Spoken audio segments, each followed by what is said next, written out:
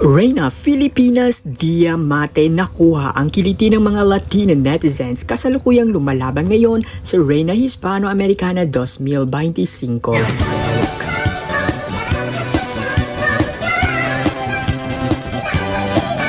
Mag-subscribe ka na! Hello Kareyna, hello Filipinas, welcome to my YouTube channel.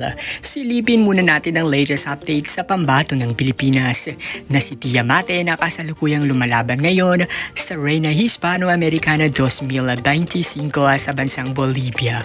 Tila nakuha na nga ni Diamante ang kiliti ng mga netizens na kung saan ay nakatanggap ito ng papuri sa mga Latina netizens na isa nga si Diamante sa favorite candidate nila ngayong taong Reyna Hispano-Americana 2025. Talagang lumalaban din nga si Diamante na kung saan ay nakatanggap din ito ng mga special awards during pre-pageant activities ng Reyna Hispano-Americana 2025 na kung saan ay nakuha nga nito ang Best in National Costume.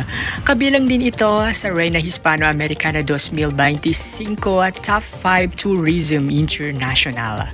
Kaya patuloy nating suportahan, pakatutukan, subaybayan ang pambato ng Pilipinas na si Diamante sa Reyna Hispano-Americana 2025. Hopefully ay masungkitan nito ang ikalawang corona para sa Pilipinas.